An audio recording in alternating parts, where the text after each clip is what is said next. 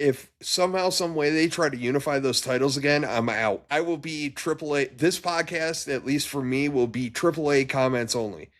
That's how serious I am about that. Our names are Matt Jackson and Sean Green. We were just veterans BSing in parking lots about wrestling and their storylines until last year when... Dude, why are we just talking about this? We should record it and start a podcast. When you start a podcast, you have no clue what you're doing. You fumble through all the technology. Yep, you're back up, but you froze for about a minute. Oh, you're gone. You rely on Google searches and reviews to piece it all together. You rely on your co-host for insightful content. Surprise, surprise! And as Live and in Technicolor. Dude, you've got an iron bladder. Because I have to go again. you make some friends along the way. The big man himself, El Jefe himself, Mikey. Okay, let's just rip the Band-Aid off, shall we? Hi, Nick. Long time no see. This is going to be a match real soon. You eventually reach 100 subscribers. Reese hit our 100 subscribers, so perfect timing for Reese. Bottom line is, as you continue to push out content, you'll always have a podcast. With all that said, welcome to the If We Had the Pencil podcast. Here are your hosts, Sean Green and Matt Jackson.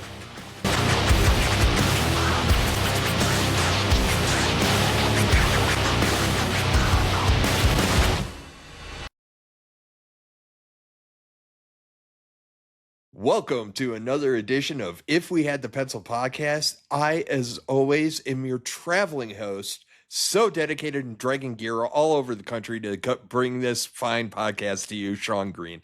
And with me, as always, the king of the bug spray, the biggest stockholder in Deep Woods Off, my best friend and my tag partner, Matt freaking Jackson. Matt, how the hell are you? Good. Like I said earlier, off is the cologne of camping. I know, right? So. Citronella for everybody. The bugs are coming out, so I got my fan going, so we'll be good. Bugs in Florida, who knew? Yeah. Well, if you caught last week, I was chasing a giant bug around with a shovel trying to kill it.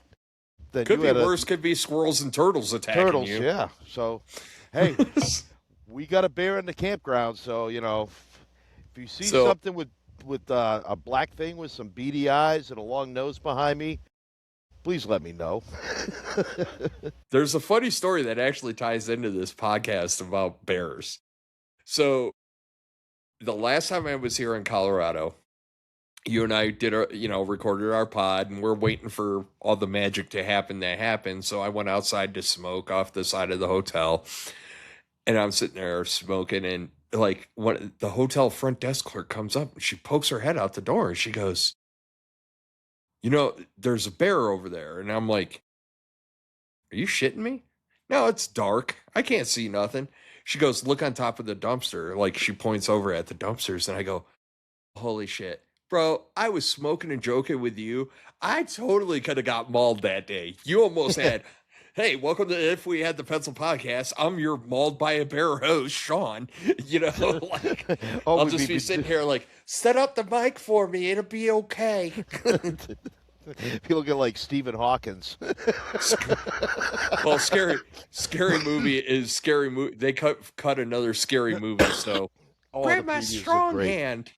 Oh my yes. God. I love the scary movies. Like, I will honestly say, and this happens when you deploy, right? Like, there becomes that movie, right? It's the movie that you watch at least once a day or every other day. Like, especially early on in the deployments, before, like, bazaars were a thing, DVDs were a thing, hooches were a thing. Like, my first deployment, it was like that. And we had a VCR, and the tape that got used almost every day was Scary Movie 2. So, like... or the old-fashioned swapping hard drives and sharing stuff. Nope, this was before all that. That came a couple of years later. This is like 04. So this was like straight up like, hey, we have a TV with a VCR. We're going to watch this. So it's just funny. And Scary Movie was that thing, so it always hold a special place in my heart. But You know what, Matt? Let's get into it, man, because we're going to talk about something that is not main roster related, but it kind of is. Kind of is. And definitely needs to be talked about. That is the Mask v Mask match that happened at AAA at their PLE on Saturday. Now, this match was so epic that they replayed it after Raw yesterday. They said, hey, thanks for coming to Raw. Watch this. They didn't replay Jacob and Fatu. No, they didn't replay Jacob and Roman, which I jokingly said in our text chain. I'm like, so if they're replaying Mask v Mask, I was like, does that mean El Grande Americano is a bigger star than Roman Reigns because they're not replaying Roman Reigns' match? Ludwig Kaiser's the GOAT. We're going to talk about it, but as great as Kaiser was, Gable was off the chain. I got to tip it to Gable, man. Gable was like the MVP he sold of that it. match. Yeah. Well, so I want to talk. We are going to get into that a little bit, but I think there's a couple of things we got to kind of set the table a little bit on this match. One, I don't think anybody thought Gable was going to win that match. Nobody, absolutely none. Nobody. De nada. See, yeah, Spanish. Muy bien. Okay, and we're tapped out now. Yeah. But I am not. I don't know. I am not El Grande Americano, and I cannot learn Spanish to save my butt. Not just Spanish, but the slang and the I know. He's so good. It's like JBL said with Kaiser. It's not like he learned Spanish on Rosetta Stone. Like he not only speaks the language, but he speaks the slang. He speaks the dialect. That's it. Right? There you go. You know, and but I really want to table set this a little bit because one, we all knew who was winning that match, but leading up to it, the intricacies of it, credit to AAA and WWE, they did a great job for those of us that didn't watch it all the way through, meaning the build-up, to get us to understand the why. Because, we would see them on Raw, and they would have a thing, which it was really weird because it was role reversal. Because, and then they would show, random clips from Mexico, but not the full story. Yeah, and then last week they started showing those comic book vignette promos, which we ended up getting a real long one on Saturday night. But I liked how for a week they kind of hey, in case you forgot about this or you're not sure why they're doing this, they did a great job of that. Oh, they told they gave you enough of the whole story to be invested. And then I was so invested in this, on social media, them coming to the arena, they carried this. All right, I'm going to say it. It has been a long time since I have felt truly emotionally invested in a match like this, where I was hanging on to everything. I wanted to watch him go into the arena, watching Gable just kind of be a jerk and watching the fans flick him off. He's throwing water bottles into the crowd. I'm smacking light shades and stuff. It was nuts. And then Kaiser I keep on saying Kaiser. El Grande Americano. We can honestly say that he is him now because there's only one and it's him. But El Grande Americano, just the presentation, the coming into the arena, the wardrobe, the level of detail, and the way the Mexican fans were just eating it up. You were like, I wish I was there. I kind of want to be there. Crowds. When the line in the promo with the cartoon thing where he said a Mexican can be born anywhere born anywhere the hell they want. I'm like, that's so good because it shows he's saying I'm really not Mexican by blood, but I have accepted this Mexican culture. I love this culture. The best part about it, and I think it was Ariel Hawani or one of those, and he was talking about this because one of his counterparts were well, I don't really understand. And somebody, unfortunately, we live in the type of society where people are going to tell you what you should feel. you know, cultural appropriation, blah, blah, blah. And like some Mexican fan, like just through like X translator, whatever, was basically like, you don't tell us who we root for. We root for who we root for.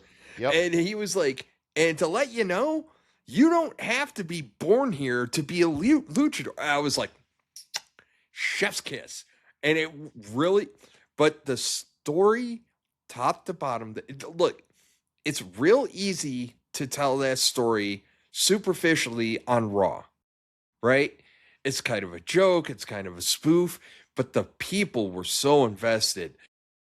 El Grande Americano leaned so hard into it. Chad Gable leaned so hard into it because what you really felt was there was one guy that this kind of fell in his lap and he's like, I'm all in.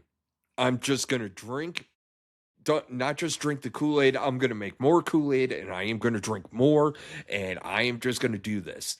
And the fact that he leaned in so hard and leaned into the culture and the people, they respect that.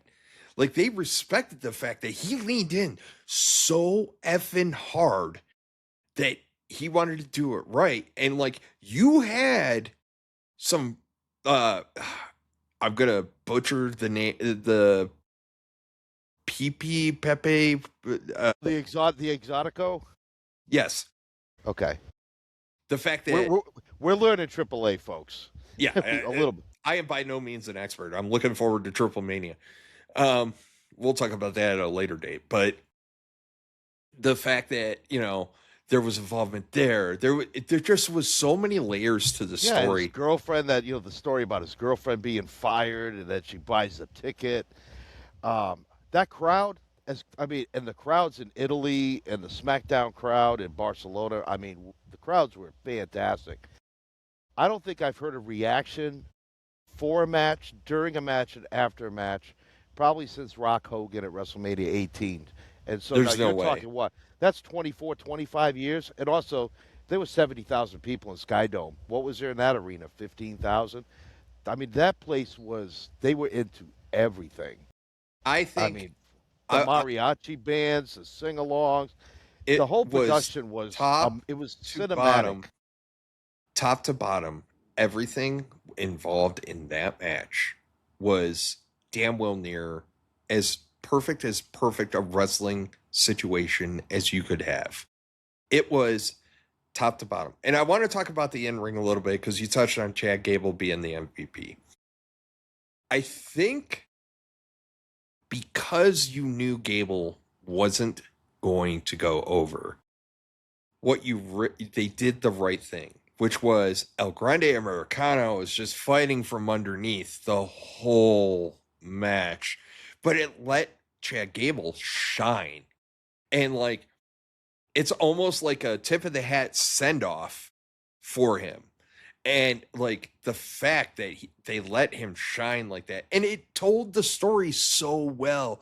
It's just El Grande is just trying, and like again, you also got to, and I think context matters. Like in the back of your head, you're going, we know who's winning this, because I'll tell you right now, had El Grande Americano not won that, there would have been riots in the street, and that arena wouldn't exist right now. That's how invested that crowd and was. We'd be talking about it just as much, but for all the wrong reasons. Like, you could have layered, like, Seth Rollins' entrance with, burn it down, and it just would have just kept going. They would have burned that arena to the ground.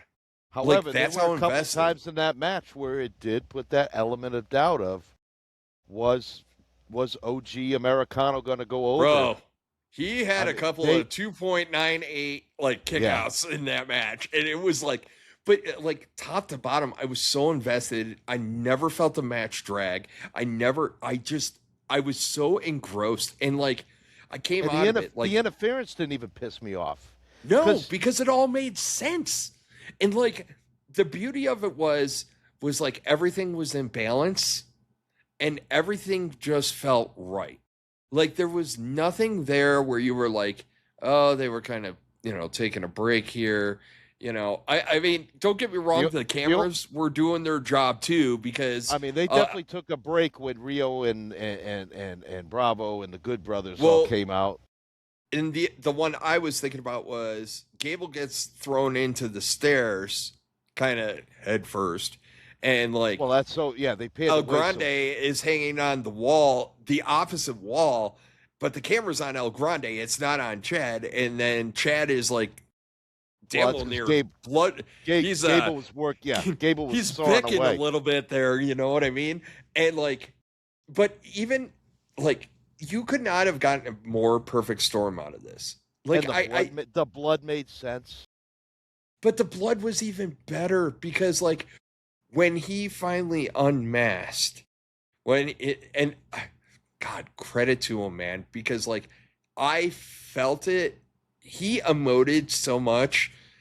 I felt it. And like, I felt like when he takes off the mask and he's trying to give, I guess it's tradition. I'm not a AAA. I'm not a luchador guy. I love watching them, but like, I don't know all the ins and outs, if you will, you know, the fact that he's got to give his name, where he's from, and, you know, his background a little bit, which was also so good. And his family being in the ring is just, he's wiping blood out of his eyes just so he can kind of see the guy holding the mic. At the same time, he's working the gimmick because he's kind of like squeezing his forehead, which makes you bleed more. So while he's wiping it away, he's producing it more. So he's still working the gimmick. It was so good. Somebody brought up a really good point, though. In the recap video package that they showed on Raw, they had to switch to black and white because there was so much blood.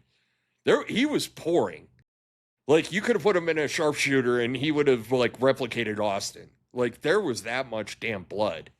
I think he was more than Austin. He was getting close to Eddie pouring. Guerrero. Eddie Guerrero and JBL. I started going like, I think he's gonna have to. He's gonna need a transfusion. Like, I was getting concerned because I was like, man, that shit's just pouring out. But it was, all of it just made everything feel right. And like, some people shit on El Grande Americano because he didn't really do much after Gable handed off the mask, and I'm like, it's not his moment. He's the winner. No, and that was my point. He got his, and I just, man, it has been so long, Matt. So you have to say anything. Long. He got the mask, he got the win, and he got the girl. Yeah, I mean, you saw the footage of him dancing with his girlfriend in the ring after. Like, you don't have to say anything. Like, he won big Saturday night. I think people need to really appreciate not just all of that. You have to look at it in like a lot of context, and the context is, holy shit. Like, think about this for a second. You had a German guy and an American basically blow the roof off, and then the other four that got involved with 2 more Americans and 2 more from the United from so UK. six people in the main event. None of them 7, and the only one that's of Latino descent is the referee. It just, there was and it worked. It's like, I think it was because everybody embraced their role, and the cards, all the stars aligned. The cards felt into place. You know, the moon was at the right distance. I don't know. It was the biggest story in wrestling. I mean, and in the last month, it just exploded.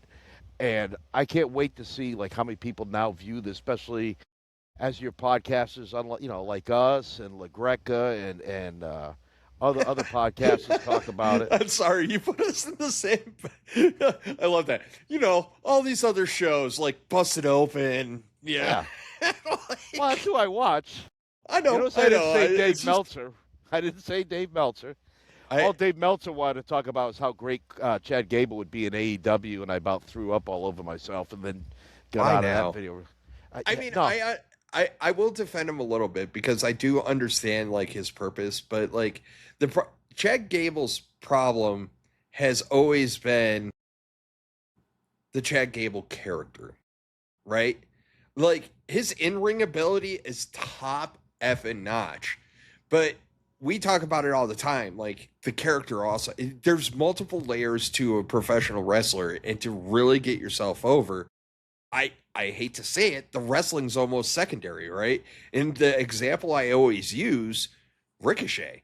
Ricochet was phenomenal in the ring. I loved watching Ricochet in the ring. And then you put a mic in his hand and you're just like, How about instead of giving Chad Gable a character, just let Chad Gable be Chad Gable? Like I would love that. And I think we're kind of at a turning point now where, like, with the Danhausen's of the world. But he laid it out Saturday night who he is. His name, date of birth, where he was born, had his family with him. It's kind of like the AJ thing. Like, AJ at the end was just AJ. So, Chad Gable, just be Chad Gable. I'd like to see Chad Gable. I think you have a slight problem with Chad Gable, though, because there's the association with the Creed brothers, and I don't think he needs a stable. He needs to be, like you said, Chad Gable, not American made, none of that.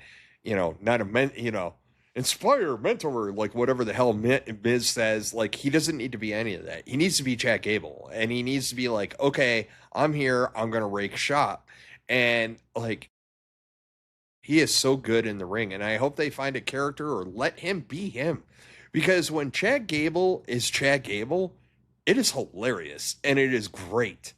So, like, I want Chad Gable, but I'll reserve judgment on that. But, okay, let's move on from the only Mexico. Reason why I would keep Chad Gable with the Good Brothers is if they just say we're going to cut all the silly shit, we're just three kick-ass wrestlers. The Goods go after the tag titles. Chad goes after the IC. No. I will disagree with you. Listen, what's my biggest problem with Gunther? He's just a wrestler. And the problem is, in today's WWE, you can't get away with it. You can't get away with it. And to have a whole faction having a whole faction of people with no personality, that their whole personality is their job, that's a problem. Like, you already got one of those, and he has a hard time getting over. Yeah, you're right. I'm just thinking, like, I wonder where the good. I think Chad Gable. We talked about this before the show. We kind of agreed that right now maybe an IC title picture would be good for him. And I said, depending on how that goes, you can have him sniff at the world title. Maybe not get it, but at least he's kind of like LA Knight, where he gets close to it. Table the world title thing for a moment, but I will say the IC title, because there's a lot of luchadors, and like, let's remember where this started. Like, he was getting his ass kicked by luchadors, so he went on this like spirit quest. He took his peyote and went and found a freaking luchador mask in Mexico to learn all the secrets of lucha, and and he acknowledged it in his promo on the way after he lost. But like, the fact that, he's had this spirit journey, that he's done this now, I hate to say it, it's time for him to start going over these guys now. Yeah, he needs to start beating the Ray Phoenix just won a title in AAA, but like, he needs to start going over the Ray Phoenixes, dare I say a Penta. Like, that's really the best move for him. It's like, you put all of this work, you fell just short of El Grande Americano, now it's time. Because, it's time to, bump him up a notch and give him some flowers, because he deserves them. And then I do want to throw this steaming turd out into the ether, because it's actually something that makes me happy, and I think it'll be epic. I think at Triple Mania, you're going to get El Grande Americano and Dominic. And now, El Grande is above Dominic in that. Yeah. Like, yep. I don't that's think obviously where they're going. That's their biggest show of the year. That's your money match. I think where El Grande gets his win is he is much more focused on AAA right now. Whereas Dominic's he's over here doing Judgment Day. I carry, you see the title, but it's on Raw, all this shit. And it's like, it's almost like the guy that's distracted by his success.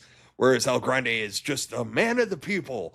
And like, Dom will come out and go, I'm the king of the luchadors. And people are going to be like, we like him. This is guy down at AAA. So I do agree. I think that El Grande Americano should be, his focus should be AAA.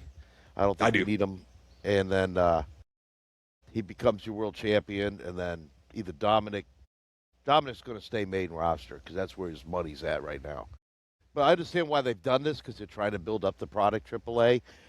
Also, if because you got 2 nights for AAA, Triple Mania, first night in Las Vegas, and then that's on the 11th of September, 13th September's in Mexico.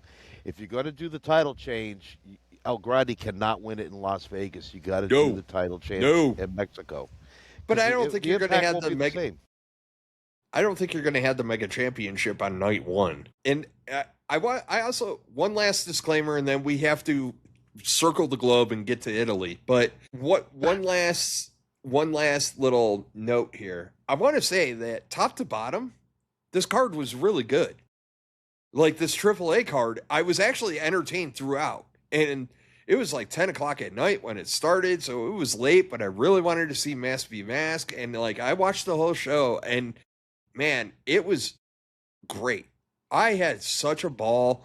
And, we saw Rey Fenix, go over. The War Raiders. Raiders went over, which that match was kind of good. Granted, the story was more about Pagano the clown and Psycho Clown. And Psycho Clown, yeah. And then, but like everything was just good. It was so good. And we're going to get, so Matt, let's move on. We're going to take our sombreros off. We're going to go speak English, have some pasta, drop the Spanish, and we're going to move on to Italy. So let's get into it, man. Like Clash in Italy. So the first match in the door, Gunther and Cody Rhodes. And this was a good match. It was probably the best loss that I've seen Gunther take in a while. I liked the ending.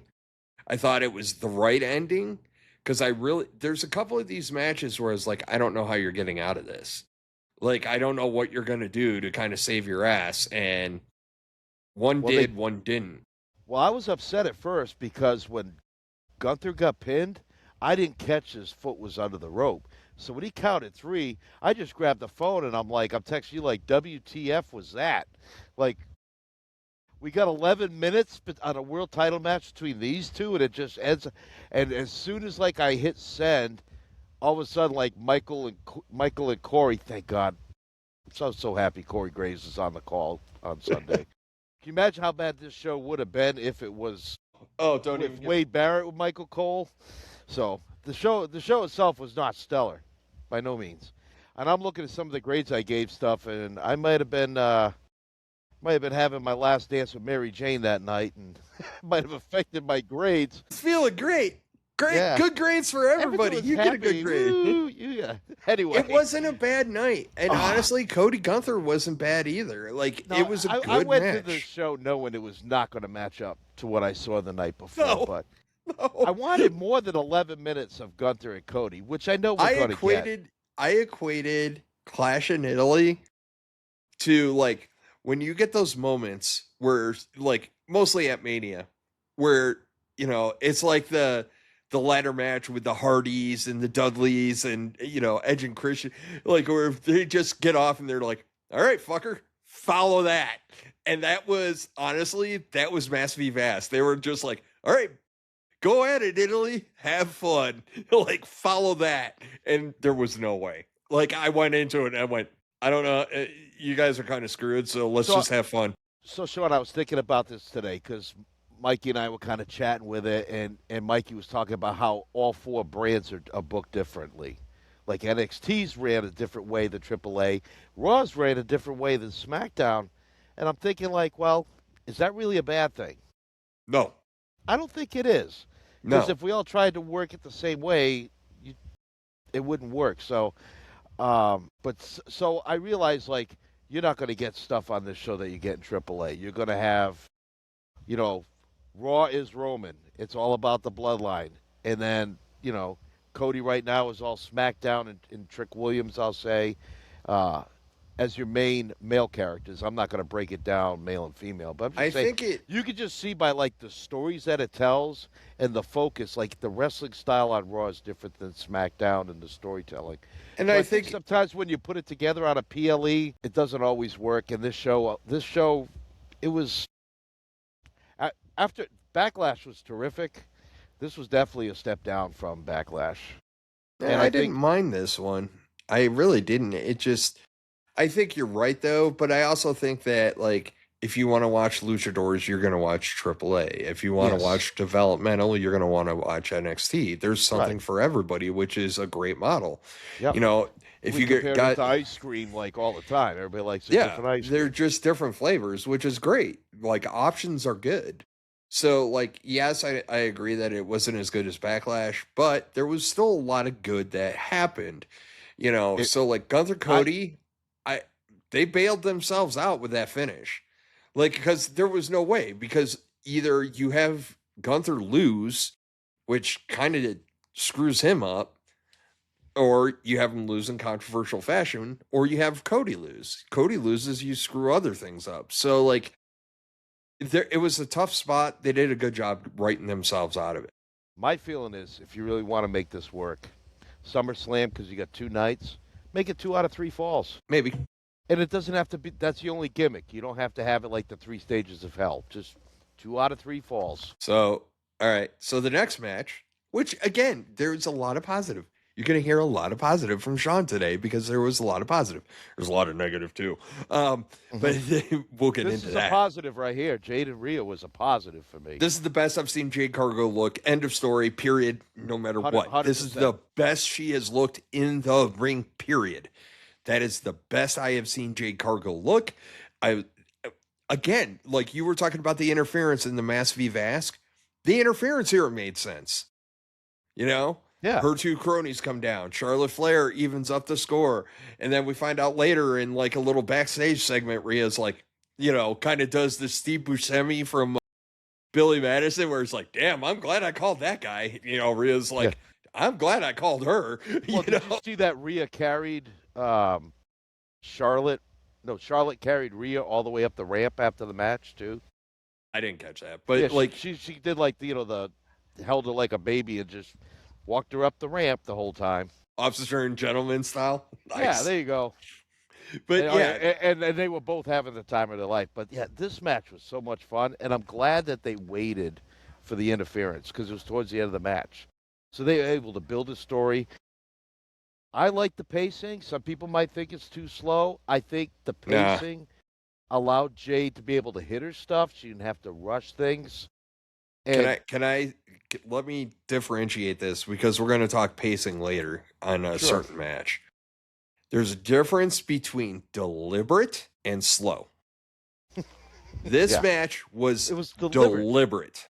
Yes, it was measured. Like when she would do a move, it was measured. Like it wasn't just snatch and toss and then parade around the ring for 5 minutes. Like everything made sense. And you know, I'm like sitting there like, gee, do I take back what I said on Saturday morning where I said Jade Cargill does not belong in the world title picture? Maybe I was wrong because that match, she looked like she belonged. That might have been the best match of the night, actually. Let's see. All right. 2. Actually, the best match was probably on Raw, but we'll get into that too. The night. Yeah, the night. Of the night, I know. It all blurred together, man. I watched wrestling 3 days in a row. I know. I need a break. Obafemi and Brock Lesnar. This is another one, like I said, what are you going to do with this? Right? Now, obviously, we all kind of realized, like, right away, this is going to be a trilogy. And I got real concerned, real effing fast, and started losing my shit in the text group because I had John Cena flashbacks. And I'm like, are we really doing this? Are we really effing doing this? And they did a great job of really selling it. Like, Obafemi came out of this still looking strong. Yes, Brock went over. I love that Brock had to go into the Kimura. I love that Obafemi still gets into Brock's head during the match, and Brock actually did a really good job emoting and like facial expressions. And credit to the camera people. There was one point where they picked up Brock, and Brock's like, "What the, you know? Why is he standing up?" Yeah, it was after the table shot. It just when he stood up and he just got ready to walk in the ring, and Brock's like, "What do I have to do to this guy?" No, and it was really well done. I like that. they leveraged the Kimura a lot in it, and they carried it into Raw, and I said this about, I said it at the time, and now I feel bad because obviously it didn't happen on Raw. I was like, you could use this to kind of slow Obafemi down a little bit, right? Like he's going at this torrid pace, and what you don't want is you don't want this monster among men tearing through your roster, which is a big fucking problem. Anyways, where they just beat everybody, so you needed to slow him down. So you could have leaned into his arm's injured, he's not cleared. You know what I mean? He still comes out, he says his thing. But no, this match, well written. Look, it's not going to be long. I feel like neither of them are really built to go long at this moment. I think the blow off is probably going to be like a 15-minute match at SummerSlam, like a little more meat and potatoes. I anticipate Oba going over, but like the build up will be fun. I mean, I see in your notes you touched on like Paul Heyman speaking Italian, which God, wizard on the mic. 7 F5s, Matt. 7 F5s. Just so I think your blow off at SummerSlam is going to be a stipulation match. But one thing I like too about Oba getting this loss. What do they got to stipulate? It'll be like a last man standing or something like that. That way they get the fight outside the ring and they can drag it out. They'll have a stip, something. Or they won't because it's going to be. They don't need it. They don't need it. That in ring, they're in ring. It's just, yeah. Have you seen the movie Pacific Rim? It's just the kaiju and the freaking giant robot going at it, man. Like, that's all I need. It's like Rock'em Sock'em Robots on steroids. It's just fun. Just put it into my veins. Usually they tend to stip it. Maybe they won't. Maybe they'll just go no DQ, no count out, so that way they can brawl. I just don't watch Shenanigans. But I liked it. What the thing about you Oba, said it. Now I got to punch you in the face. What? Oh, anyway, you said Shenanigans. Now I got to punch you in the face. Oh, okay. Yeah. Super Troopers. Well, you're on a roll. Sean's TDY, so when Sean has time off, he watches movies. And he's all hopped up on American, dude. Yes, I am. So with Oba losing, it shows he's beatable, and to me that is believable. Yes. And when we get to Raw, we talk about the Fatal 4-Way. I'll talk a little bit more about Oba, but I liked the match. I thought they did a good job. And then we had a hilarious scary movie skit with Miz and company. It was good. What's up? I've already given my opinion on scary movie, so grab my strong hand. So Ruka this one and does Becky look funny Lynch. though, because they got a lot of the original cast, so I think it's going to be. I think there was a doofy in there. Give it all. Just pump it in my veins. Stupid comedy, man. That's because Naked Gun did so well, and I think they wanted to bring it back. So Naked Gun was funny. Scary Movie is hilarious. Yes, I'm sorry. I even told Christy after we watched. I said, "So we got to stop watching the scary movies again, just because." Oh God, they're so. Every now and again, I'll go through a rewatch cycle of them, just because. Don't get me wrong. Like a couple of later ones are kind of meh. The first two are just. First two. Third one was pretty good too. Yeah, the third one is where they got the guy from Saw. I watched a lot of those on deployments too. I didn't like the Saw movies. I didn't say I like Saw. I like that they got the stupid clown thing from Saw, because isn't that the one that opens up with like Shaq like cutting off the wrong leg or some shit? Like whatever. Neither here nor there. All right, so still funny. We'll talk movies all day. That's going to be our next podcast series. Still Ruka and Becky Lynch. Like this one was exactly what I thought it was going to be. And this is how I wrote it in my head, and this kind of went the way I thought. I am going to throw a little bit of shade out here a little bit in terms of booking. I understand Jessica Carr is part of this story. Jessica Carr cannot be the referee for every Becky Lynch match. Mm-hmm. They don't change it up enough. And like any meaningful matches, Jessica Carr is always on it. Now you could spin it into a story later, but like it's getting a little ridiculous. Like everybody else rotates through the entire referee squad And like somehow Jessica Carr's name just keeps on popping up. Becky Lynch. I mean, it's pretty easy. Couldn't they just get like any other ref?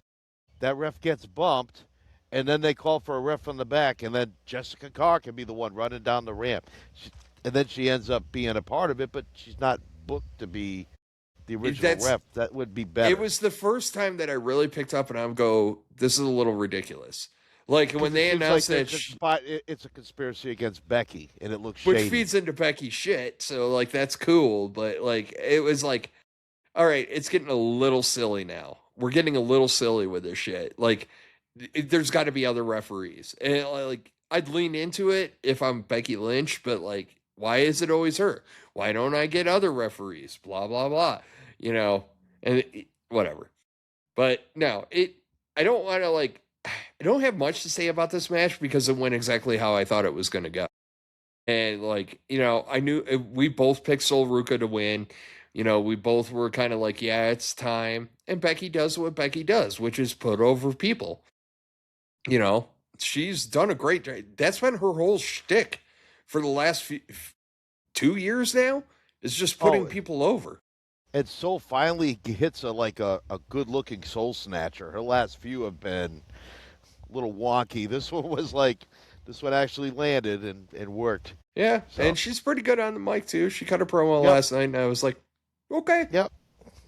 Yeah, she kind of gives that like surfer chick kind of hippie vibe. So it's kind of cool. I like it. All right, let's get into it. Tribal Combat, Roman Reigns, Jacob Fatu. Remember what I said about pacing earlier? There's deliberate and then there's slow. This match was slow. And it wasn't very deliberate. And it was kind of clunky. And like for basically a no holds barred match, it was not very fluid. And having watched Jacob up until this point, I'm like, did we really need to slow down that much? I mean, maybe I'm reading into it, but it felt slow at the beginning. No, it was slow. It was slow. I mean, and I knew they were going to go long because of how slow they started. It was kind of like Roman and Punk. It was the same pace. It was kind of a similar match. I mean, they did different spots, but just the way it laid out, it's kind of similar to even Roman when they and went Punk. in the crowd, though, it was just so haphazard, half-assed. It was just like they didn't really do anything spectacular. Like no, when they were out in the crowd. You know, they bounced. The best off thing was when he threw railings. the boxes of milk duds to the crowd. I'm like, I half-assingly joked. I was like, does this mean he's a face now because he bestows milk duds upon the people? Like, I don't know, man. Like, this went the way I figured it was gonna go. I think see that they missed an opportunity. They could have done a concession stand brawl. They could have eviscerated for 5 minutes. They could have brawled all over that thing, hitting each other with stuff, tossing merch. I thought they were going that way, and I'm like, oh, they're gonna do some Memphis shit here, and I'm like, cool, like bring out that like the old Tupelo concession stand brawl where they just potato themselves with whatever's on the concession stand. But no, they played around that area. Roman threw milk duds and potato chips, and then they just kind of moved on. But even when they got there, though, they were like, you know, it was like the buddy system. Like, all right, I'm going to walk you this way. And it wasn't even fighting. It was just... If you and I were fighting, and you put your arm around me, and maybe be like, all right, let's walk up the stairs so you can find something else to hit me with. Like, no. We'll skip and two-step while we're at it. Like, fuck you. It was just obnoxious. And then, like, so Roman does what Roman has to do. I'm not in any way, shape, or form. It was, look, the match is what the match was, right? I thought the good parts of the match, Roman just trying to eviscerate Jacob's hand. I thought that was brilliant. I thought it was the smartest thing he could do. The fact that Roman, like, took the time to take off all the, you know, ring posts, or take the padding off the ring post to set that up. The one thing that stuck out to me that really effing annoyed me. Roman came to the ring and spent the first part of the match trying to be a face. He was trying to be a face. His actions were facey. All his stuff, he was trying to be a face. And then we got to the end and he went, Full heel. Did all the dirty stuff.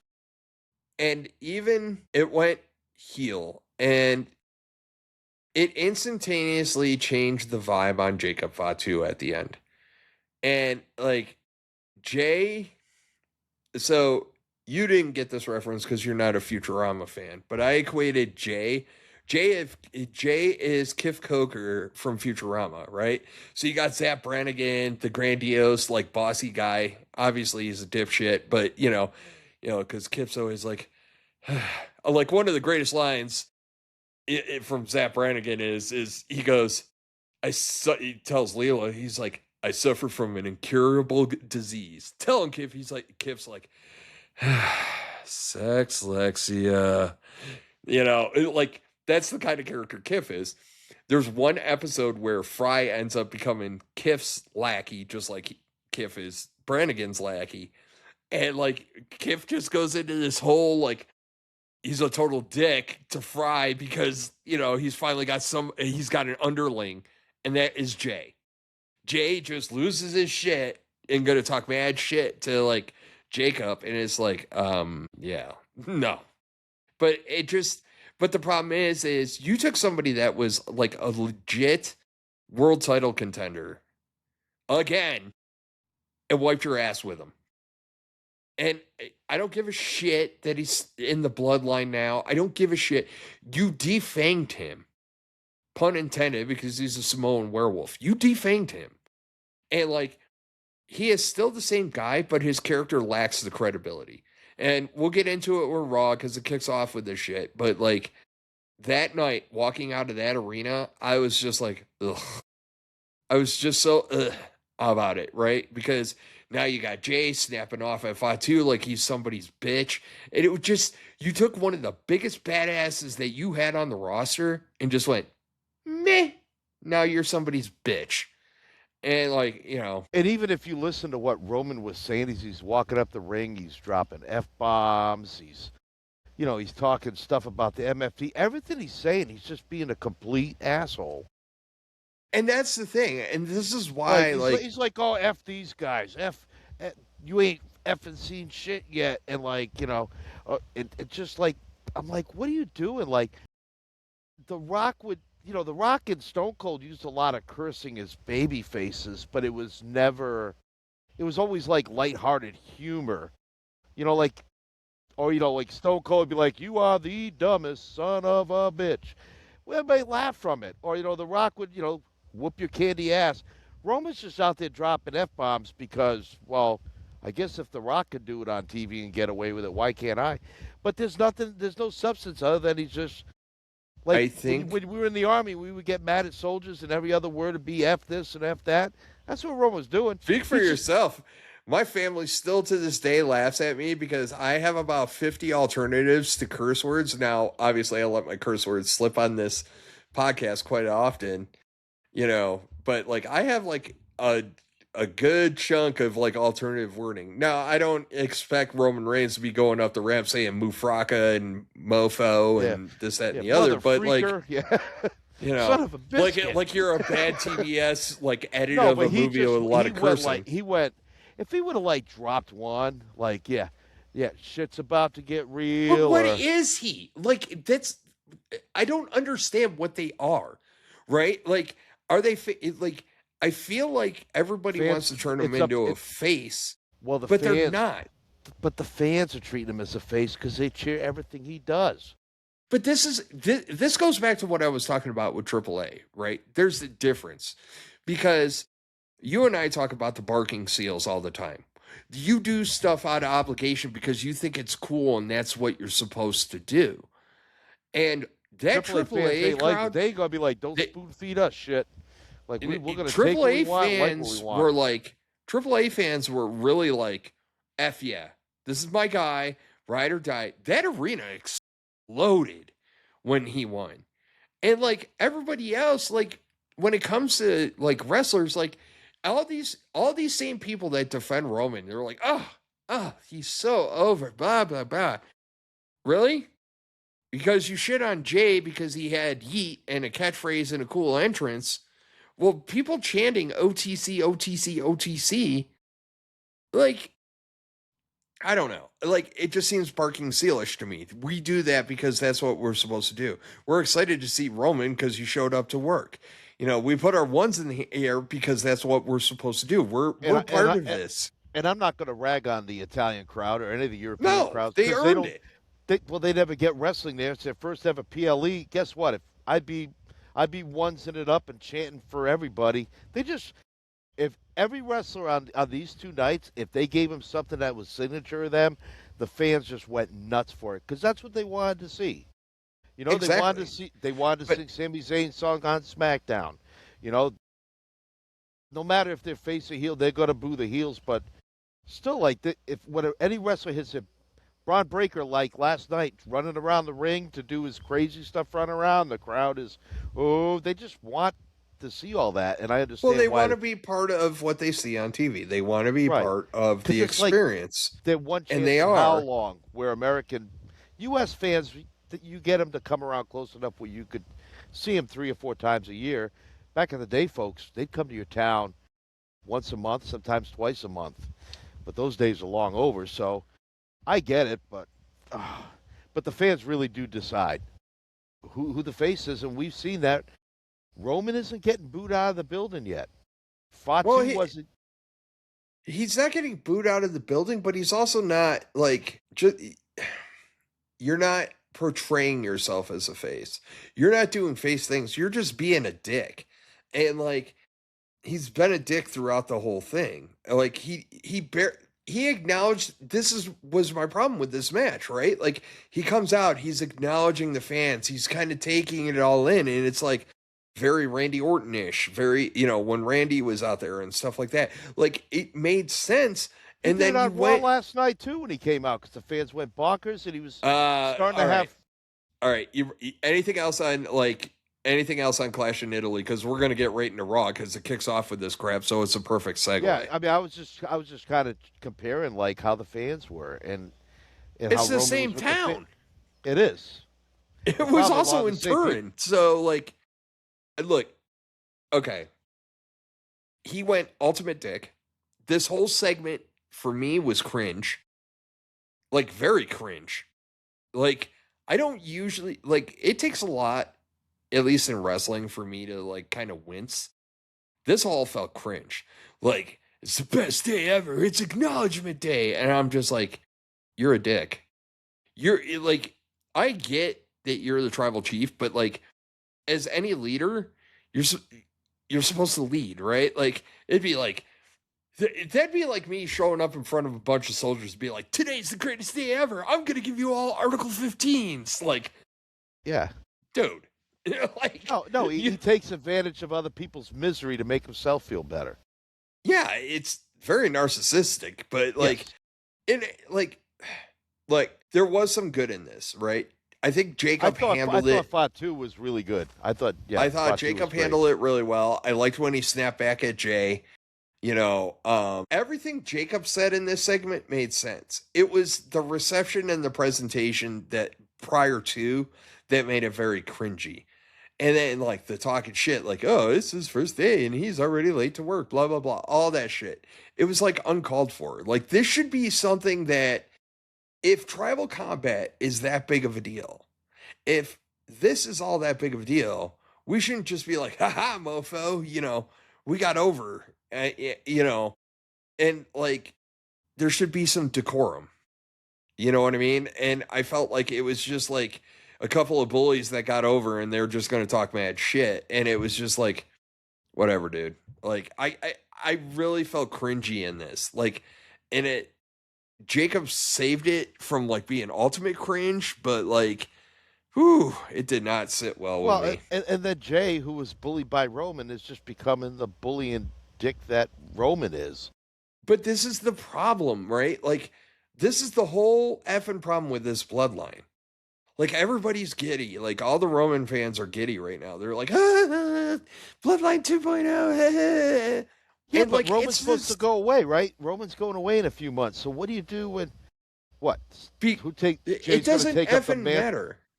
It doesn't effing matter. Because, like, well, it kind of does. Because before, Roman was around a lot more while the Bloodline original story was going. But, like, if he's only here through the summer, like, where do you go afterwards? So kind of like, how does Roman That's set up why the I bloodline? was pissed that Jacob didn't go over, to be honest with you, because I thought there was enough time to tell a really cool story and, and make Roman look a little vulnerable. I don't care that he's a tribal chief. I need something relatable from him, because right now he's a cartoon. You know what I mean? Like, there's no nothing. substance to him at all, because if we're going to make him this unstoppable figure, like, I don't know if we talked about it earlier or we were just talking before we started recording. Like, when I was equating this to Cody Rhodes dropped the title to Drew McIntyre at a PLE that wasn't WrestleMania or SummerSlam. That's huge. Yeah. Huge. So Roman why doesn't couldn't drop Roman... unless it's a big show. You're right. Which that then in turn negates any interest I have in Roman Reigns. I don't care what he says on the mic. I don't care about who his opponent is. I don't care if he's facing LA Knight, Omos, whoever. I don't care. Because I know if it's not SummerSlam and it's not WrestleMania, he's not losing. I don't care anymore. And that's the problem with Roman Reigns. That's the problem with the Bloodline. And that's why I really don't care. And that's why a lot of people don't care. Because if you would have brought the Bloodline to this point, where it was Roman, Jacob, and Jacob went over. We talked about this last week, and we talked about it in our preview show. If Jacob would have went over, and Roman had to humble himself, but then all that shit, all that crap that he did during the whole time, and Jacob, who already has ties with Solo Sikoa, like all those people that Roman did dirty, get theirs in, and Roman's just left beaten and battered on the ground. Oh my God, he would be the world's biggest babyface as he goes on his revenge tour. But instead, what we get is the dick. And you know what? He's just going to be the same effing guy that he was in the first go around. And I equated the change in the Bloodline right now to it's the same band. It's just we lost a guitar player, so here comes Sammy Hagar, right? Like, okay, well, we replaced Van Halen. We got Sammy Hagar now. Like, that's all you did. And, so you took out Solo Sikoa and you put in Jacob Fatu. Okay. And, like, all these people that are like, oh, the story's totally different. Like, horse shit. The story's the same story. And you and I were talking about it because you were like, well, it's a little different because didn't Jay always give Sammy crap? And I said, yep. And I was like, just like Jay is giving Jacob crap. Everything's coming around. And the problem is they did such a good time storytelling the first time. Now we're getting the remake. And you know what sucks? Remakes, except for Dune. But like remakes suck. And we're getting the same stories and interpersonality or intertwining. And it's just, all right. So I'm going to jump ahead a little bit. Roman's sending Jay off to SmackDown to win the King of the Ring and get Cody's title. Right. So when he loses, now Jay will be out, and then Jay's out again, and then Cody will bring him over to SmackDown so Jay can uplift himself. Like, come on, man. We're telling the same stories. We're just moving the chess pieces around a little bit differently. And that's just my take on it, man. But, like, it doesn't feel any different. Like, I'm not invested. I know me rambling about it makes it sound like I'm invested, but I hate it so much that, like, I just don't want it on my TV. No, and you're not going to have Jay's not going to go over Cody anyway. Hopefully Jay gets knocked out in his 4-way qualifying match. And that'll be the story. Jay failed, and now we got to, because, Roman told Jimmy that he's got to do it on his own. Like, whatever, dude. Like, the stories are all the same. It just feels the same. Tell you what, if I was a 40-year-old man, I'd be damned if, like, some of my family tell me, go along and play and do F that. Don't worry, Matt. The beatings will continue until morale improves. Yeah, I tell you, it's playground bullying bullshit is what it is. And that's what, it's childish. I don't know why everybody thinks it's such a great story. It's not. There's no story. And that's my problem. It's a playground feud. Like, we're the king of the playgrounds. Nobody can get on the monkey bars unless we let them. And like, yeah, F you. Well, Well, the problem is that like we saw the contrast, right? Like I shit you not, mask v mask. I felt stuff about a wrestling match that I haven't felt. It was what made me fall in love with wrestling. B, it made me feel stuff that I just haven't felt in so long. Yeah. Like where the story made sense, the in-ring made sense, like top to bottom, everything, the vibe, everything. It's why the Attitude Era was always fun. Like as much stupid crap as went on in the Attitude Era, man, there was just this feeling and this emotion, and you had all that talent of, you're like, oh, DX is coming out, man. This is going to be great. Oh, Austin's out. Oh, The Rock, and it all kept you invested. Whereas like, this is just boring, and it's twice as boring because we've seen it. So I'll get off the topic, but yeah, that's why your undercard has the best stories going right now. That's the thing too. Like I'm going to ask you this, like on a serious note, does anybody that goes up against Roman between now and SummerSlam, does anybody seem to you like it would be a compelling matchup where you think that Roman could lose? Is there anybody? That's the problem. Not anybody that's on the roster right now. And I mean, when I see, you could. Cody Rhodes isn't joining the roster. Like, I hate to break it to y'all. We already had that lightning once. They're not going to let Braun Breaker do it because they're not going to put Braun and Roman yet, if at all, and it doesn't fit the story. LA Knight, he's not going to take it off of Roman. Now you're making my point. Unless you got Randy Orton or frickin' Drew McIntyre comes over to Raw when they return. But then again, you got it's older guys. There's no element of mystery when it comes to Roman, and that is the problem. Drew McIntyre actually helped Cody. Unless it's Fatu that somehow breaks away, and we get Cody Fatu. But I don't think you have enough time with June and July, 8 weeks till SummerSlam, or 9 weeks till SummerSlam, to really build up anything that could put Roman and Jacob back in the ring together. No, and that's the problem. And the problem is nobody else is credible. You got to do Seth Roman at SummerSlam, maybe? They teased it, but God, I hope not. Because that's something that needs a legit build. That is something that and Roman needs to lose. I need Seth Rollins. I saw a lot of the fans on social media oh, if it's Seth, Roman's obviously going to win. And I'm like, Seth is Roman's kryptonite. Yeah. Seth is Roman's kryptonite. Say what you will, Seth is Roman's kryptonite.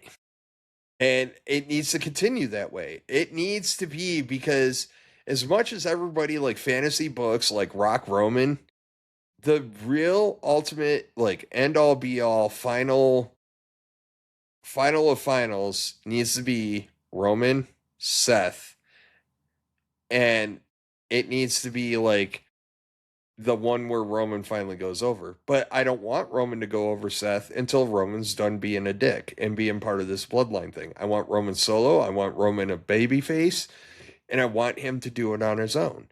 And don't give me this horse crap nobody helped him in these last couple of matches. I don't care. I want him to do a build where it's just him. I want him to do a build where he carries all his promos himself.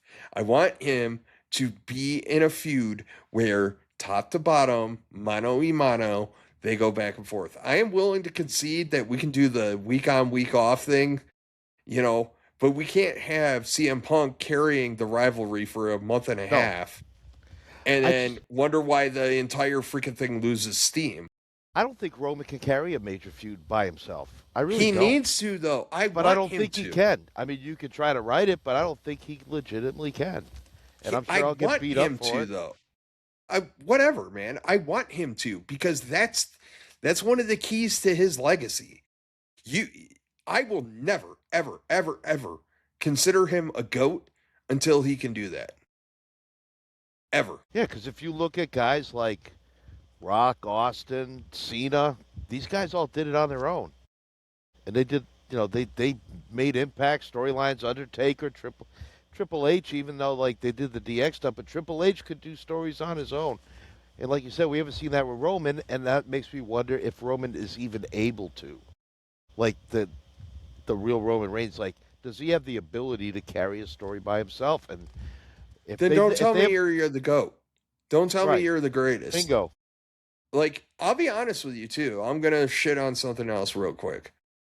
Nothing in this Jacob match required the World Championship. If you're gonna do Bloodline 2.0, do Bloodline 2.0 without the title. If it's just gonna be like who's who in the Samoan world, fine. Do that without the title. Then check that block off. Like, I made something meaningful without the title involved. Yep. Like draping them all in gold does nothing. It doesn't First boost 30 minutes anybody. of this show, we talked about something. There was no title involved. Nothing.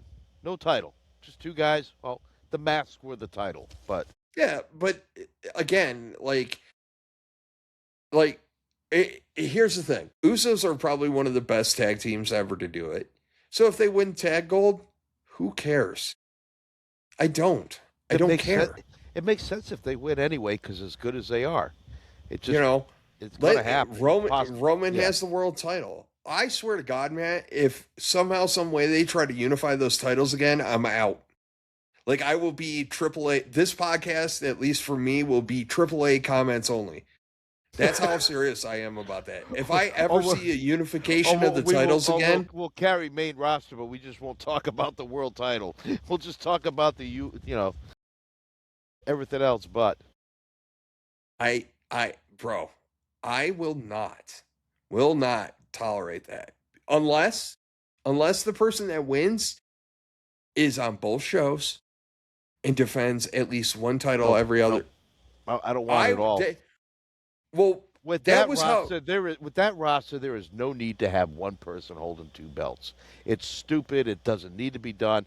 Even Triple H admits that it didn't work. They shouldn't have done it. So I really hope they don't go to the well again. I don't think they will. All right, let's move on because we turned this Trying to into talk you off the ledge here. You're couldn't help it. Sean's spiraling at a Sami Zayn rate. That's all right. My diehard fans got my back. Up in the stands, my diehards, they got me. Well, you're going to have to get on a plane and go to Turin, Italy, because that's where I think all his diehards went to. Yeah. They're always one city behind, so, they can't catch up. They get stuck in traffic.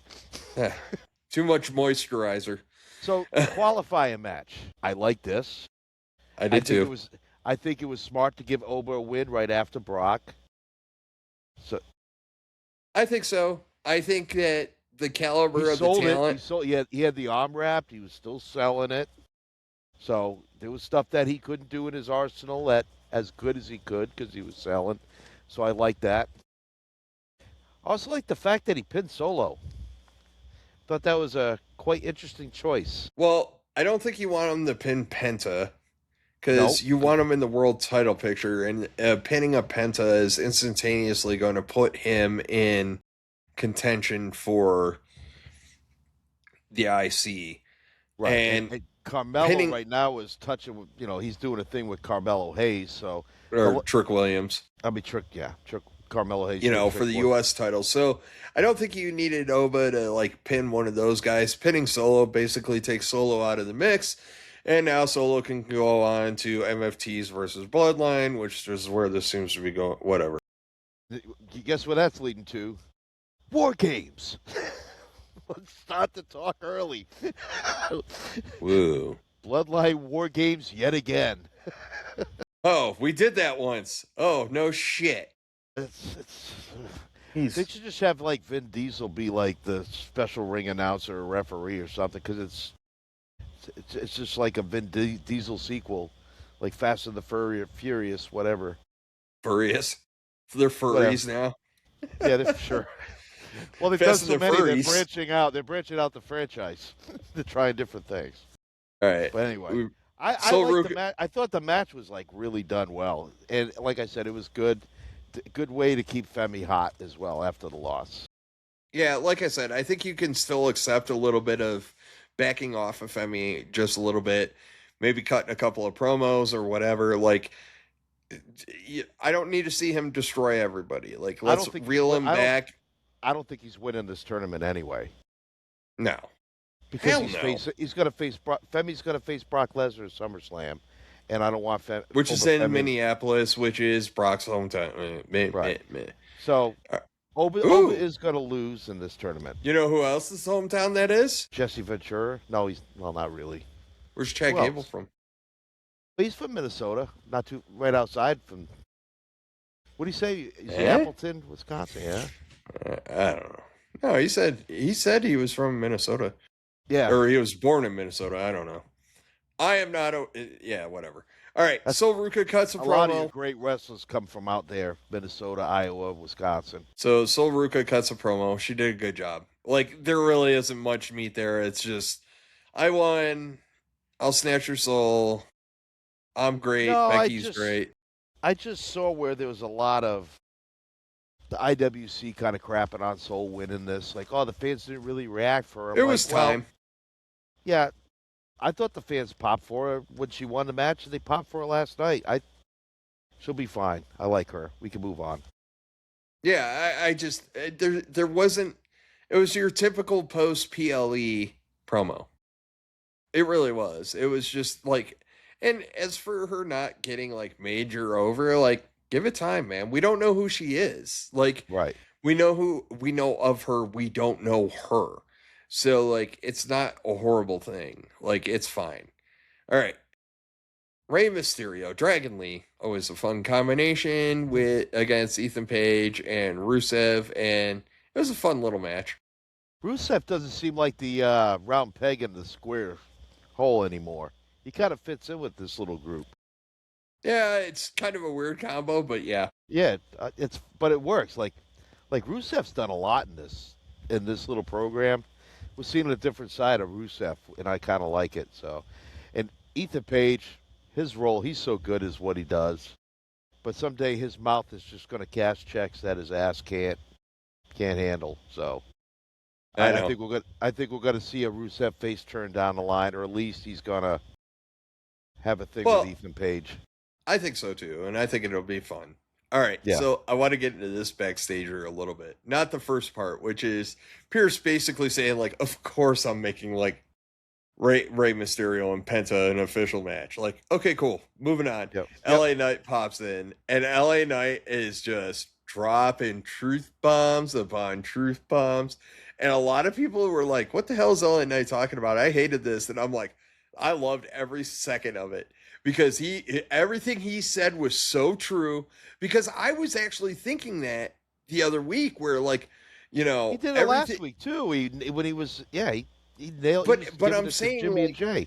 I was thinking that with Adam Pearce, and I'm like, I don't remember you sucking off CM Punk like this, and I don't remember. You know what I mean? Like, it is a little weird, and like, if it's an angle, great. But like, I'm not saying that it is. I just think LA Knight's just grabbing onto it and like, Ufala, or what did he call it?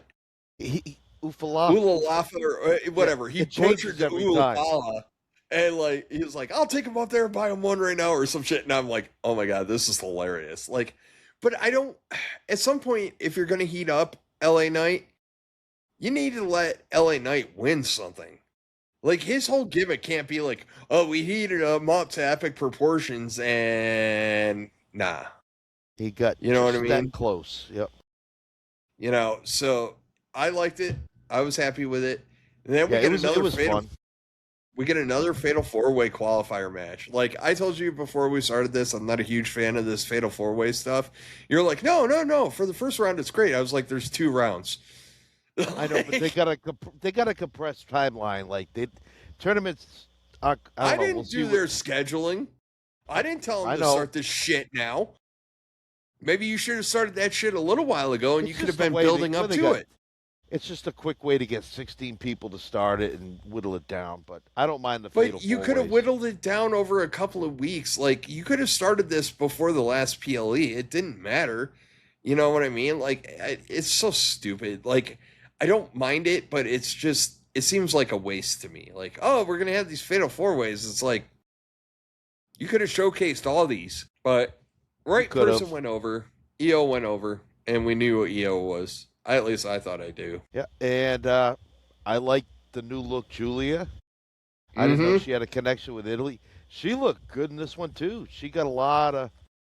I wonder if they're going to have her and Kiana split apart over time, but I don't know. I like the new look. She was acting very baby-faced, but again, European crowd, I'm not going to... Yeah, I was going to say that. Like, let's all just pump our brakes a little bit, take a big woosah pill on the crowd, because, like, international crowds are a different animal. They sure are. And, you know, Mikey kept on telling me, like, AAA fans are going to let you know what they really think. And I hate to say it, like, to a certain extent, U.S. fans are going to really let you know where you stand. Like, international fans are just like, woo, we got wrestling. And we're happy to be here. And we're happy. Yeah, exactly. Like, we're doing the thing, and we have to one up all the other countries that have had things. I felt bad for Lash Legend though in this, because she's kind of out of place with the other three. The other three, when they were doing stuff, it was really good, and it kind of hurt Lash because she just wasn't able. But the problem is EO, Raw, Roxanne, Raw, Julia's Julia. Yeah. Lash didn't have any experience with any of them, really. No. So like it was kind of a fish out of water situation for her. They did a good job of kind of keeping her out, so she didn't eat the pin or anything. So it was. Yeah, it's fine. Maxine Dupree, she gets called out because of who she's messing with. Because really, I think it was at Clash in Italy, and also earlier in Raw, you saw her backstage with Austin Theory. It was just a passing thing with the camera, but you could see him in the back. So that's still a thing. You just got to look for it harder, some shows. Yeah. And then Bailey, Lyra, they're having interviews. A lot of backstage stuff, a lot of follow-up. Not a lot of wrestling, but, everybody wants everybody's titles. So I'm just going to say that. And then we get to the main event. Matt, Seth Rollins is a effing machine. I don't care who you put him in the ring with, man. I don't care. And, by the way, chef's kiss to the ending of this match. Because this was another one where I said, I don't know how you're getting out of this. And, they got clever. And, everything worked. This is another one where the interference made sense. The way things went down made sense. This was really, really, really well done. Braun and I was very happy coming out of it. Exactly. I loved, but it was so clever that Seth hid the title. Braun went for the spear, and Seth didn't hit him with the title. He held the title where he was going to impact him. And I was like, that's inventive and that is clever. You got to give people credit for when they do clever stuff. And the match up to that was really well done too. Yeah. The match was really fun to watch. And hey, I don't know what was happening. I don't know if you picked up on this. It seemed like a lot of people who were putting people's feet on ropes this weekend were having a lot of hard times putting people's feet on ropes this weekend. Heyman was all fumbling stuff, and Braun saved Heyman's ass though because he held his foot up when Heyman was trying to get it on there. Braun held his foot up on the rope. I was like, wow, that actually gives you a little bit of credibility. But holy crap! That wasn't the only match though this weekend where I was like, dude, I think the Jade match, the Jade match, they had the same problem. They tried to put her foot on the thing, and it's just and then when Charlotte tried to do it with Rhea too. She was, it just, I don't know, those tricky lower ropes, those international ropes, man. I don't know what you got to do with it, but no. Yeah. Great weekend. It was the weird colors. It was the green and the red. It threw everybody off. But no, I loved the main event. I thought it was great. I love Montez Ford coming out and doing a little bit interference that made sense. And then on top of that, what's really kind of interesting, did you pick up that commentary was kind of saying this is to let Seth move on from the Vision? Did you pick up on that at all? I didn't notice. I noticed that they mentioned it's 1-1. I don't know. They made mention of it on commentary that, like, Seth's trying to put him in the rearview mirror, blah, blah, blah, blah, blah, blah, blah. Blah, blah, blah, blah, No, blah. why would they say that if Seth's goal is to destroy the Vision? I don't know. I really don't know. Like, I don't know if it was just a faux pas with commentary, which I'm not going to complain because I had Cole and I had Corey Graves. So I was happy. 2 nights and I was in in a a row. state of ambivalence and chi. Like, I was centered, man. Like, my commentary, I was feeling it. And then, like, at the PLE, they were like, we're going to do post-show and send it over to Joe Tessitore. I was like, oh. Actually, I didn't even watch. Like Saturday night, Sunday afternoon, I shut it off about halfway through the post show. I was just like, man, I'm done. I didn't even care. Even care. Like, and Liv Morgan spotting out, like, in the post show, like, I'm entering the Queen of the... Like, credit to her. She gave her reasons why, but are you just going to face yourself if you win? Like, weird. No. She'll go after the other title. I do not, She'll go will after Rhea. not tolerate unified titles. Anyways, No. continuing Well, on. you were thinking about that earlier in the show, and I'm like, no, I do want Roman with both. I don't want anybody with both. Look, I do not ever want to see that scenario again. I do not like green eggs and ham, Sam. I am. I do not like 2 titles on anybody.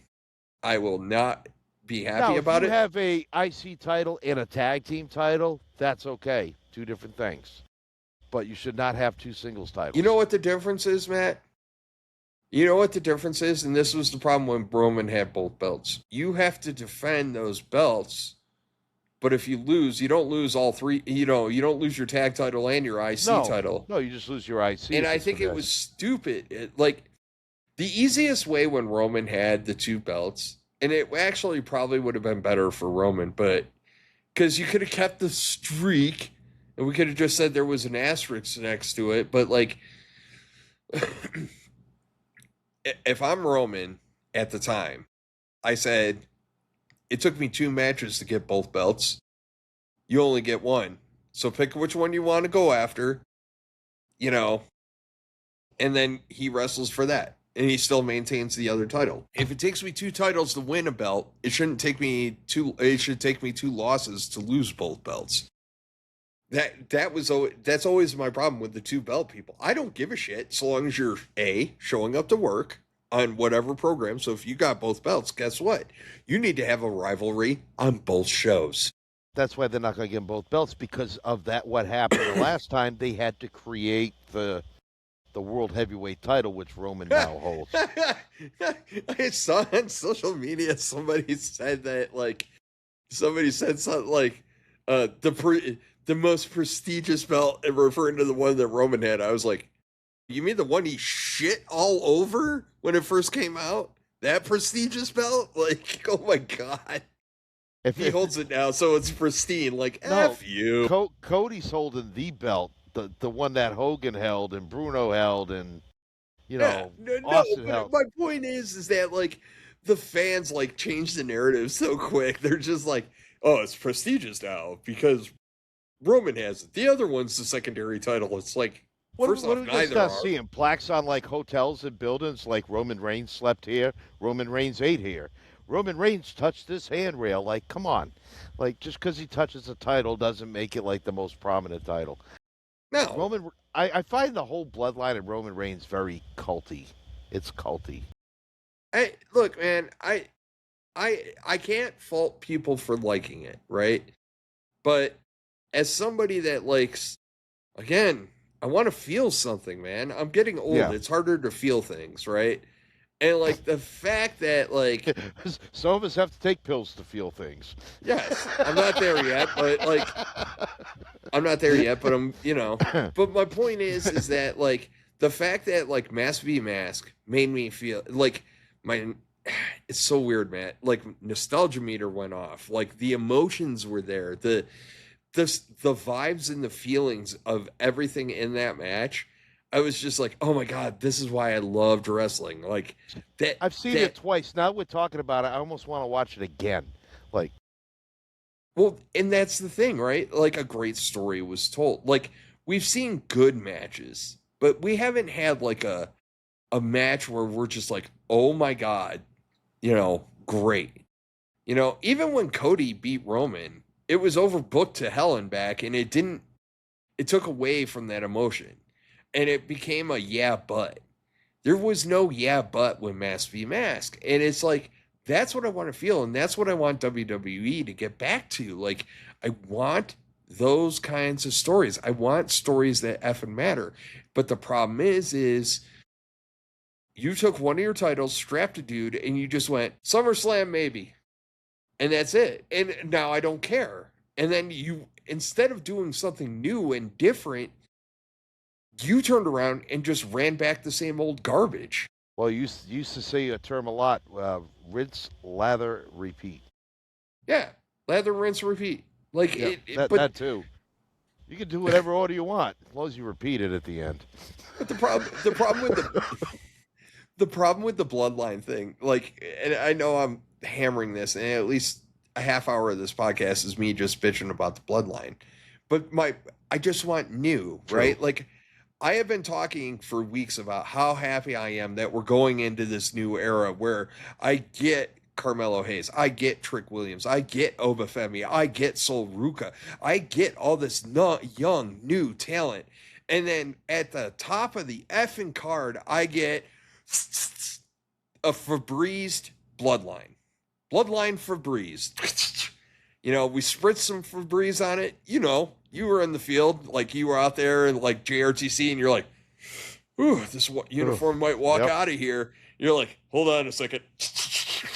It's fresh as a daisy now. Or your sleeping bag smells like sweat, dirt, and like stale farts. And yeah, exactly. Like, I Febrezed it, so now instead of just smelling like ass, it smells like... But then down the line, what does it smell like? It smells funk, like ass, sweat. and Febreze. Yeah. Maybe that's what I should call this episode. Funk, ass, and Febreze. Yeah. No. I think it really hit home today, and I think part of the reason why I'm so dug in on this Bloodline thing is more so that I got those vibes back from Mask v Mask, and it was like, why can't we have this more? Mm-hmm. Right? Like, why can't we have those impactful moments more often? Why can't we have that emotional connection? And like, some of it is... And it wasn't about catchphrases, and it wasn't about... what's the most catchphrase thing of that whole feud? Chad Gable going gracias or ole, like saying one of the... Yeah, hola. That's it. It's your catchphrase. It wasn't... It was gimmicky without... only be uno, El Grande Americano. It definitely was a gimmicky feud, but it didn't feel like it was... It still felt real. It just didn't feel like it was all gimmick. It felt like the gimmick was a part of it, but it was two dudes under that mask that got you invested in them. And, like, I'm not invested in Roman. You understood the why, right? Like, you understood everything that was going down. You understood the why. And you understood that... you understood in all of that everybody was so passionate about their roles, right? Like, maybe a little less so Gable in the lead up. Like, he kind of reverted back to the original thing that I hated, which was the original El Grande Americano, which was kind of just slapstick humor on top of...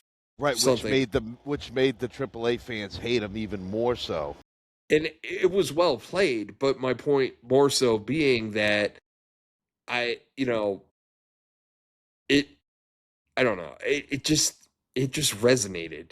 And like, I want that. And that's why I get frustrated when not only are we doing the same thing over and over again, like, fans are out there fantasy booking all this young talent out there. I mean, what have we talked about? We talked about Ethan Page.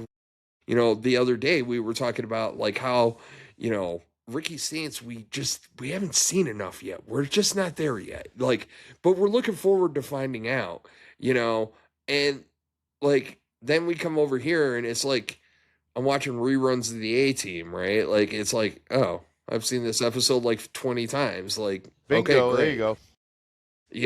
It's just a rerun. Bloodline is syndication. Yeah. Or like when they take one of your favorite shows and then they remake it later on, and it's all different. Magnum PI. Like when they took the Honeymooners show and they made it a movie, and they thought that having Cedric the Entertainer be Ralph Cramden would really work. Yeah, It just it's not that egregious, but my point more so is that like I'm really not happy with the And if they would have done if it so makes when you feel better, a lot of the IWC is feeling a lot like you. So, well, because when Roman, what did we do? Like, let's go through the timeline quick, and then we'll wrap this up because obviously we went really long on a really short podcast. Roman Reigns owes us human monies for all the times we mentioned his name on this. I know. I haven't really talked about Danhausen either. Well, we talked about him Saturday. Well, there was really no Danhausen. No, we talked about him Saturday. He was on SmackDown making the lights flicker. Even though, like, there's a heat wave and, brownouts happen. There's a talk about who was under the sheet on the gurney. Do tell. Baron Corbin's name is coming up. I've heard Corbin, but I haven't heard him in that role. I heard him in an alternative role. I've heard him. I know he's coming back. There's a lot of talk about him coming back to WWE, and that one is kind of starting to, because they say that the body that's underneath there is about the same size. It's very tall, because Corbin's like 6'7", right? He's a tall dude. Yeah, he's tall. And yeah, I think Corbin would work. I think that could be hilarious. I would love it. Bring him back. I don't give a shit. I love that dude. I was sad when he left. As long as he ain't broke ass, I don't want. I like broke ass Corbin. Bum ass Corbin was great. Like, I don't know. I even lost track of what we were talking about. You derailed me with Baron Corbin talk. So yeah. Because I think we were just talking again about Roman Reigns, and you said we're going to talk about something. I had something meaningful and insightful to say, and now I lost it. But it's okay, though. Like I said, I've hammered the point home. It's just... Oh, I know kind of what I was going to say, which is when we go through the timeline from Mania to now, we came out of Mania, and we went... Our instant reaction was like, ugh, we're never going to see the title. Okay, cool. So he goes on the post show, and he goes... I'm showing up to work all summer. And we're like, yay, you can have the title then. Like, we're going to see something different. And then the very next night, he drags out the Usos. And you're just like, yep. And you're just like, okay, all right. Maybe they're just hanging out. We're cool now. He wasn't really treating them like they were underneath him. They were kind of level set. You're like, okay, it's going to be a little bit different. And then as it's progressed, it's just like, it's a bad remake. And that's really what upsets me. Like, I don't give a shit if you bring the Bloodline back. I really don't. If you guys all want to hang out, great. But I need something different. Meaning, you were very successful as the Bloodline. Let's flip it on its head. Like, let everything go to shit. And then you guys all start infighting because everything's going to shit. That... Maybe you could do that with Jacob there. I don't know. And if they do, fine. But like right now, the vibes are just so similar that I can't differentiate. And that's really the problem. But I feel duped. I think that's the other part of this. I feel duped because after Mania, after he won at Mania and said, I'm coming to work, I was like, some positive feelings going. Sweet, cool. You do you, boo. Let's make it happen. And then everything just reverted back, and it's just like, all right. When you go on hiatus again. Yeah, like, I tried to. Well, because I tried to, like, in my life and everything that I do, I try to hunt the good stuff. Yeah, buzz terms, you know them. But I do try to put a positive spin or look for the positives in it, or at least have a more positive outlook. And then that happened, and I was just like, after this weekend, I was just like, there's no hope. Like, I really don't care. Because even if he goes to SummerSlam and loses, I don't care. Because it's predictable. Right? Like, nothing with him feels unpredictable at all. Nothing. Nope, I agree. Cody, I know a lot of people shit on it. Cody losing to Drew was the best thing Cody Rhodes could have ever done. How they put the strap back on him was kind of effed up, and I get it. But Cody losing to Drew was the best effing thing that you could have done. It was so smart because it gives him a little bit of vulnerability, and it makes every match that he's involved in feel like, I don't know, man. I don't know. And when you talk to, and when you look at, like, you know, other guys, like, throughout that process, like Gunther is a prime example. When he went up against Gunther, you're like, I think Cody's going to win, but I don't know. Yep. And actually, I've liked what Cody's done the last 3 or 4 weeks. Like, I like... That's because pissed off Cody who cuts the best promos. But it's like, just... well, now he's given... Now he's not looking like the Entitled Corp company champion, which he is, but he's not playing that as much. And he's giving you a little bit more of himself and why he does the way he thinks, especially with this he kind of went like, how do I put this? Like, I really do like him dropping the, I'm not hard to find. You know where to find me. And I was like, easy that's to really find, smart. hard to beat, yeah. I like when he talks about all the stuff that goes with the championship. So now you're thinking like, yeah, if it's that prestigious to be the heavyweight champion and all the stuff that goes with it, like, yeah, you are kind of entitled to differential treatment, and there is a lot of responsibility. So now I kind of like look at Cody a different way, and I sort of like the fact that he talked himself into winning the title before WrestleMania. I'm still not happy with that. But I would say since Randy Orton kicked half his face off at WrestleMania, I've liked the Cody that I've seen. I can concur with that. Like, he's a lot more compelling. He doesn't feel like plastic action figure-y. He got a lot of respect from me for the beating, just the beating alone he took at WrestleMania. Like, I'm like, you know what? I can't hate a guy that's like willing to put himself through that for the craft. Cody never shies away from a good bump, so I know. I will give him that. You know, KO doesn't shy away from a bump either, so it's like... That's why he and Cody almost killed each other when they had a feud, because neither one of them was afraid of shit. But... Oh my God, anyway. The backstage on that is just insane. But you know what, Matt? You know what else is insane? Where we are all over social media and everywhere else. Why don't you tell the folks where to find us? We're everywhere. Well, not everywhere, but a lot of places. We're at YouTube, and we're at Instagram and TikTok, X, and find us also our full episodes on YouTube, as well as Spotify and Apple Podcast. And with that, it's a muggy night in Florida, and not so buggy, but very muggy. Muggy Buggy and Deep Woods off. It's the Citronella King, Matt Jackson, coming from Florida. But anyways, folks, thank you for tuning in. Thank you for tuning in, and I really hope that everybody takes some time this week. Listen to this podcast. Give us your comments and thoughts. I know, I admit, I railed on the Bloodline a lot this week, but you understand why. I tried to give you my why. If you have not watched Mask v. Mask yet, A, I don't know what's wrong with you. B, I don't know what's wrong with you.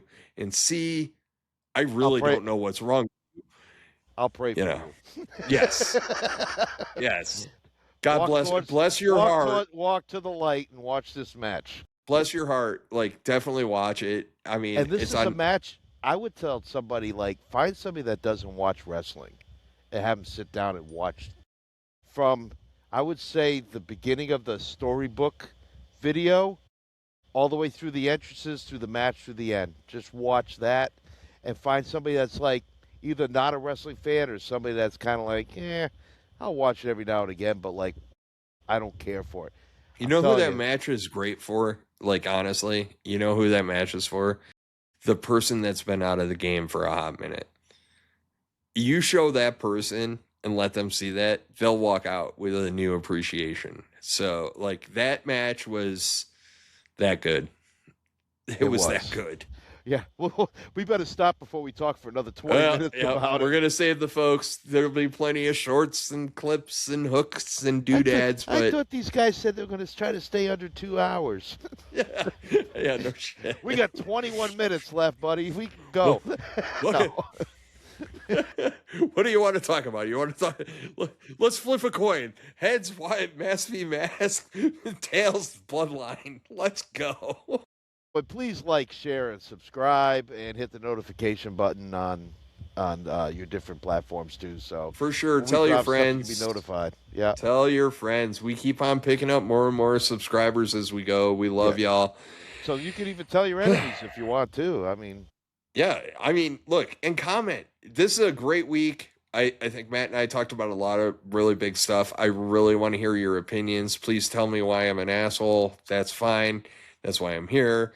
I'm why a do you big guys boy. I hate can take. Roman so much. Oh, I know that shit's coming. Like, you guys just don't get it. It's different this time. There was no Jacob Fatu before. Like, okay, cool. Moving on. Anyways, folks, thank you for listening. Thank you for watching. Thank you for all that y'all do. Please like, subscribe, comment all over our social medias, all over our freaking YouTube. Just comment. Let us know what you think, man. Because we're going to respond, we're going to hear you, and you're going to get our honest opinions. Well, you're going to get Matt's opinions, but Matt knows how I feel about most. But he's our social media king over there. But anyways, folks, thank you. We'll talk to y'all next week.